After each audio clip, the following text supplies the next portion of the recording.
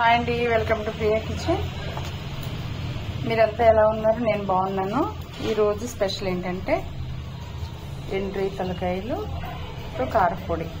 చూడండి, ఎండ్రొయ్య తలకాయలు ఏం చేయాలంటే నీట్గా ఇది పైన ఇక్కడ ముళ్ళు ఉంటుందండి, ముళ్ళు తీసేయాలి.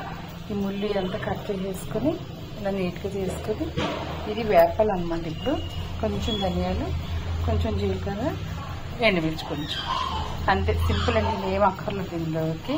వేరే కరివేపాకు, కొత్తిమీర అలాంటిది టేస్ట్ మళ్ళీ మారిపోతుంది. అందుకని ఇది ఇలాగే చేసుకోవాలన్నమాట. ధనియాలు, జీలకర్ర వేసుకున్నాను. జస్ట్ ఇలా కొంచెం బాగా వేసుకోవాలి. ఈవెన్ ఎండుమిరపకాయలు వేస్తున్నాను. ఇంకా కారం మీద ఏం వేసుకోకూడదు అన్నమాట. ఇట్లా ఇలా ఫ్రై చేసుకోవాలి. వేగిపోయింది ఎండుమిర్చి. చూడండి, ఎండ్రొయ్య తలకాయలు ఫ్రై చేస్తున్నాను. సిమ్లో పెట్టి ఇలా ఫ్రై చేయండి. దీన్ని హైలో పెడితే మాడిపోయి వేగు. కరెక్ట్గా వేగకపోతే నీసు వాసన, పచ్చివాసన కింద వస్తుందండి. జీలకర్ర టేస్ట్ చాలా బాగుంటుందండి. ఇప్పుడు చిన్నప్పుడు మధురాలు చేసి ఇప్పుడు మళ్ళీ చేస్తున్నాను నేను.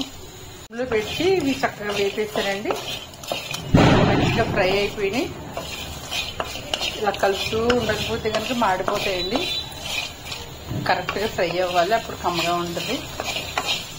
లేకపోతే నీసు వాసన వస్తుందండి. ఎండుమిర్చి కాకుండా పచ్చిమిరపకాయలతో కూడా చేసుకుంటారు ఇది. చక్కగా పచ్చిమిరపకాయలు, కొద్ది జీలకర్ర, ధనియాలు వేసి చింతపండు వేసి పచ్చళ్ళ చేసి కచ్చిపిచ్చి చేసుకుని కచ్చిపిచ్చి ఉల్లిపాయలు చెదకొట్టుకుని చాలా బాగుంటుందండి పచ్చడి. ఇవ్వండి, ఇప్పుడు ఇవన్నీ మిక్సీ వేసుకోవాలి. ఫస్ట్ ఈ మిక్సీ పెట్టేసుకుని సాల్ట్ వేసుకుని ముందు మిక్సీ పట్టేసుకున్నాం. ఇది మిక్సీ అయిపోయింది ఇలాగా. ఇప్పుడు ఎండ్రొయ్య తలకాయలు వేసుకోవాలనుకుంటుంది. ఇలా ధనియాలు, జీలకర్ర మాత్రం కంపల్సరీ వేసుకోవాలండి, అప్పుడే బాగుంటుంది. ఇది చక్కగా ఇలాగా పౌడర్లా అయిపోయింది అనమాట. బరగ్గా వండకూడదు ఇది, ఎందుకంటే ఎండ్రొయ్య తలకాయలు కొంచెం గుజ్జుకుంటున్నట్టు ఉంటాయి కదా, అందుకని ఇది మెత్తగానే చేసుకోవాలండి. ఇది అయిపోయింది పౌడర్ లాగా. ఇలా చేసుకుని తింటే చాలా టేస్టీ, చాలా బాగుంటుందండి. మీరు కూడా ఈ రకంగా ట్రై చేయండి, తినండి, ఎంజాయ్ చేయండి. మరి కొత్తగా నా ఛానల్ చూస్తున్నారు, సపోర్ట్ చేయండి, లైక్ చేయండి, షేర్ చేయండి. Thank you. కారపొడి, రొయ్యల తలకాయలు కారపొడి అన్నమాట. దీన్ని ఇంత ఎక్కువ జులుకి ఇలా కలుపుకుని తింటే చాలా టేస్టీగా ఉంటుంది. మీరు కూడా తిని ట్రై చేయండి, ఎంజాయ్ చేయండి. ఇలా తినాలి దీన్ని.